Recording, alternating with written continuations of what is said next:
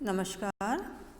मैं आज भारतीय समाज, सांस्कृतिक एवं सजातीय विविधताएं के बारे में बताने जा रही हूँ। भारत एक विभिन्नता युक्त समाज है।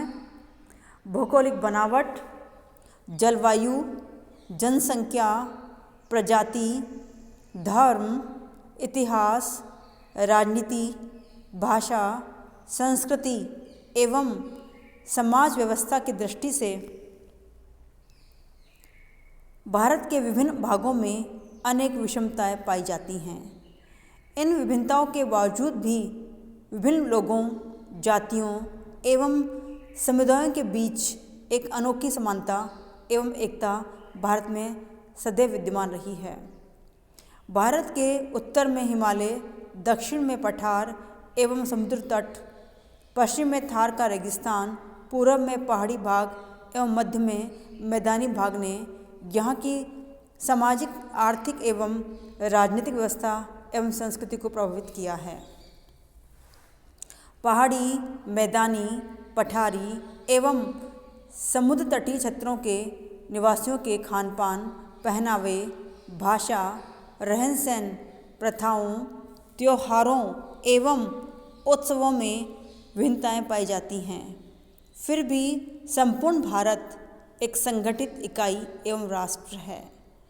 भारतीय संविधान में इस एकता को बनाए रखने का आश्वासन दिया गया है और सभी धर्मों, भाषाओं, प्रांतों, जातियों एवं प्रजातियों के लोगों के हितों की रक्षा करने एवं देश के पिछड़े, दुर्बल एवं निर्धन लोगों के उत्थान के लिए कल्याणकारी योजनाएं बनाने की बात कही गई है।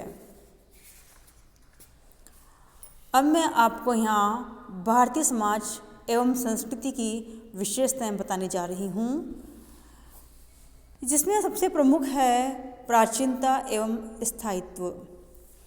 भारत की संस्कृति एवं समाज व्यवस्था विश्व की प्राचीनतम संस्कृति एवं समाज व्यवस्था में से एक है। मिस्र, सीरिया, बेबीलोनिया, यूनान, रोम और भारत की संस्कृतियाँ विश्व की प्राचीनतम संस्कृतियों में से एक है। समय के साथ साथ विश्व की अन्य प्राचीन संस्कृतियाँ तो नष्ट हो गई, समय के प्रभाव में जाने कहाँ बह गई और उनके अवशेष मात्र ही बचे हैं। मिस्र की प्राचीन संस्कृति में गगनचुंबी विशाल पिरामिडों का निर्माण किया जाता था। पितरों को मूर्ति बनाकर रखा जाता था, किंतु अब यह सब इतिहास की बातें बनकर रह गई हैं। प्राचीन रोमन और यूनानी धर्मों का आज कोई अनुयायी नहीं। उनके द्वारा दिए गए विचारों से आज कोई प्रेरित नहीं होता। हजारों वर्ष बीत जाने पर भी भारत की आदि संस्कृति व समाज व्यवस्था आज भी जीवित है। आज भी हम भारत के वैदिक धर्म को मानते हैं। आज भी पवित्र वैदिक मंत्रों का तन्मयता के साथ यज्ञ एवं हवन के समय ब्राह्मणों द्वारा उच्चारण किया जाता है। आज भी विवाह वैदिक रीति से होता है। ग्राम पंचायत, जाति प्रथा, संयुक्त परिवार प्रणाली आज भी विद्यमान है। गीता, बुद्ध और महावीर के उपदेश आज भी इस देश में जीवित और जागृत हैं। आध्यात्मवाद, प्रकृति पूजा, पतिव्रत धर्म और पुनर्जन्म, सत्य, अहिंसा और अस्तेय के सिद्धांत की गूंज आज भी देश के लोगों को प्रेरित करती है। सहिष्णुता भारतीय संस्कृति की एक महान विशेषता इसकी सहिष्णुता है। भारत में सभी धर्मों, जातियों, प्रजातियों एवं संप्रदायों के प्रति उदारता, सहिष्णुता एवं प्रेम भाव पाया जाता है। किसी के प्रति कठोरता या द्वेष भाव नहीं। समन्वय भारतीय संस्कृति की उदार एवं सहिष्णु प्रकृति के कारण ही इसमें विभिन्न संस्कृतियों का समन्वय हो पाया है। भारतीय संस्कृति वह समुद्र है जिसमें विभिन्न संस्कृति रूपी सरिताएं अपना पृथक अस्तित्व समाप्त कर विलीन हो गई हैं। अध्यात्मवाद। भारतीय संस्कृति में अध्यात्मवाद का महत्व दिया गया है। भौतिक सुख और भोग लिप्सा कभी भी जीवन का ध्येय नहीं माना गया है। आत्मा और ईश्वर के महत्व को स्वीकार किया गया है और शारीरिक सुख के स्थान पर मानसिक एवं आध्यात्मिक आनंद को सर्वोपरि माना है। धर्म और आध्यात्मिकता भारतीय समाज व संस्कृति की आत्मा है। धर्म की प्रधानता।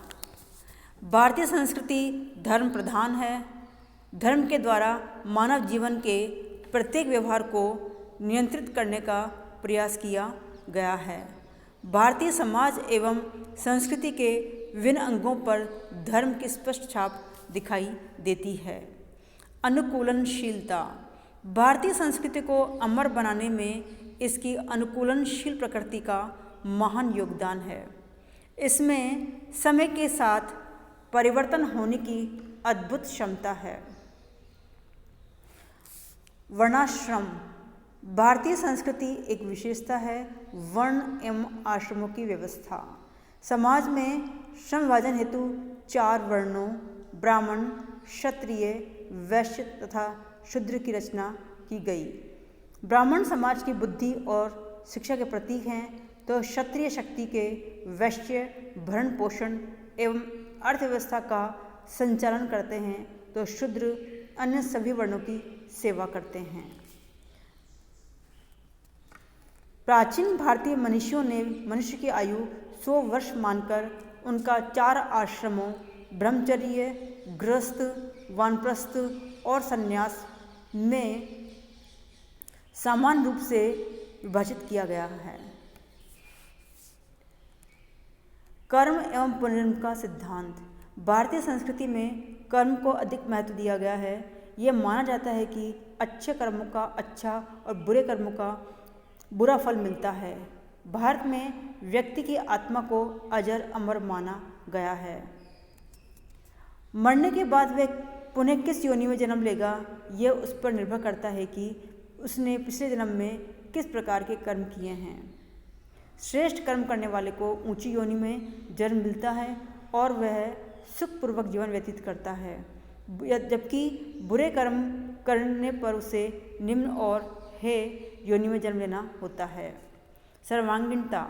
भारतीय संस्कृति की एक विशेषता यह है कि इसका संबंध किसी जाति, वर्ग, धर्म या व्यक्ति विशेष से नहीं है, वर्ण समाज के सभी पक्षों से है। पुरुषार्थ। पुरुषार्थ सिद्धांत के द्वारा व्यक्ति के जीवन के 4 प्रमुख लक्ष्यों को स्पष्ट किया गया है। ये 4 लक्ष्य हैं धर्म, अर्थ, काम और मोक्ष। इन्हें ही 4 पुरुषार्थ माना गया है। ऋण तथा यज्ञ।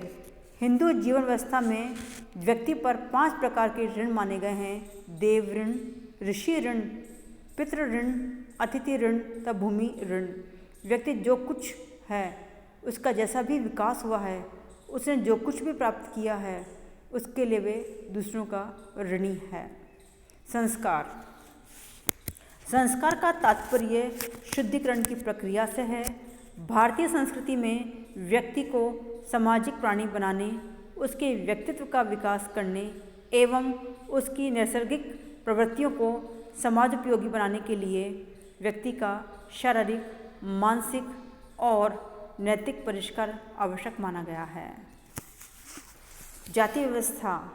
भारतीय संस्कृति में जातीय व्यवस्था का प्रमुख स्थान है, जिसके आधार पर संपूर्ण समाज को कई छोटे छोटे उपसमूहों में बांटा गया है।